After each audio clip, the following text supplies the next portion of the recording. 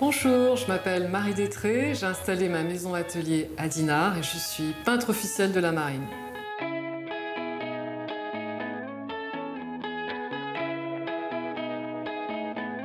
Bon sang ne saurait mentir. Notre invitée est petite fille, arrière-petite-fille de marin. Et elle aussi, aujourd'hui, navigue sur toutes les mers du monde grâce à ses pinceaux et son talent d'artiste. Plusieurs fois par an, elle a le privilège d'embarquer sur les bateaux de la Marine nationale pour laisser libre cours à son inspiration.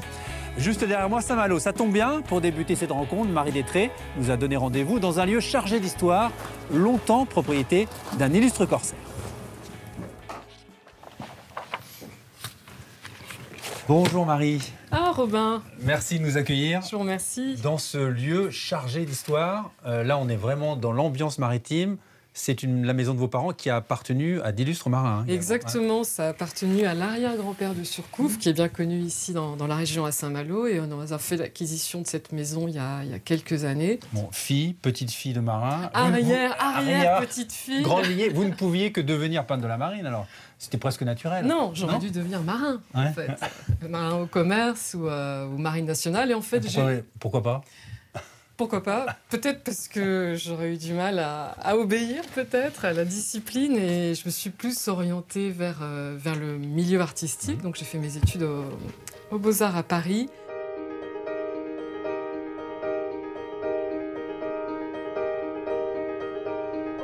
On ne peut pas détailler tous les objets qu'il y a ici. Non, c'est vrai que c'est foisonnant. Ah, l'uniforme. Ça, c'est l'uniforme que portait votre papa, c'est ça? Exactement. Ça, on appelle ça la T22, la tenue 22, parce qu'en fait, il y a tellement d'uniformes différents pour tellement de cérémonies et de lieux différents que les marins les ont même catalogués avec des numéros. Mais quand on est peintre aussi de la marine, on se plie aux règles de l'équipage? On est artiste et puis je suis une femme, il n'y a pas tellement de femmes encore, même aujourd'hui, embarquées sur les bateaux.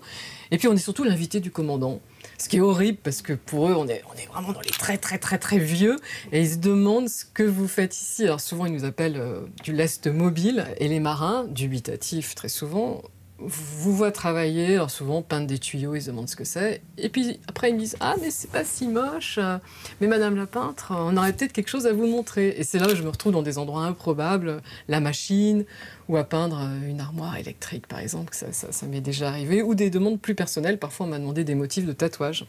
Bon, on va quitter ce lieu chargé d'histoire, chargé d'objets. On va aller dans un lieu un peu plus épuré, c'est votre atelier.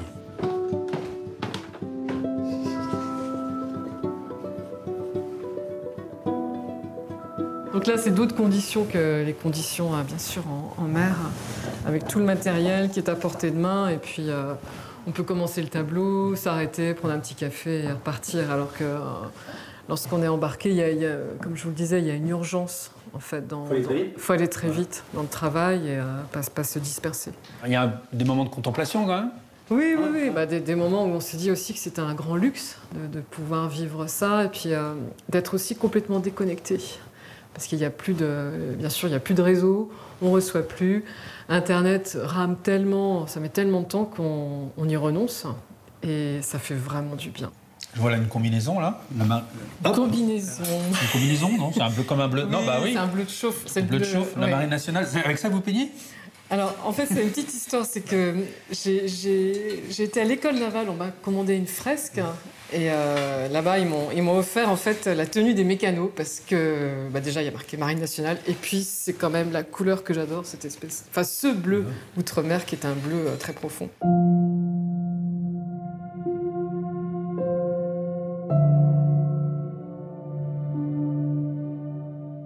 Et votre dernière expédition avec la Marine nationale, c'était où? Alors, ma dernière mission, c'était en Polynésie. J'ai rapporté ces 3 petits carnets et j'ai décliné en fait toutes les lumières et les couleurs de Polynésie dans ces carnets sous forme de nuanciers.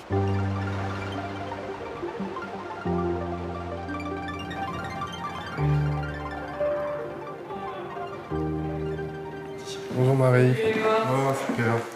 Un bateau jouet. Voilà. Ok.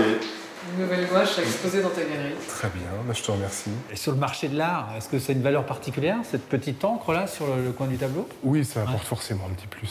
Voilà, ça apporte un petit plus. Des fidèles, voilà, qui rachètent, qui viennent tous les ans voir ce qu'il y a de nouveau et qui constitue une vraie collection en fait d'œuvres de Marie Lettré.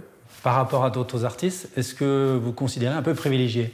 Je me considère tout à fait, oui, privilégiée. Après, c'est un choix, il y a des gens qui n'aimeraient pas du tout, mais j'ai envie de dire que c'est une peinture aussi qui est incarnée parce que tout ce que je représente, tous ces lieux un petit peu extraordinaires, on parlait d'Antarctique, de Polynésie, la mer, je le vis vraiment. C'est pas de la peinture d'après photo ou d'après des choses qu'on m'aurait racontées. Donc ma vie réelle est vraiment mêlée à mon art. Merci Marie.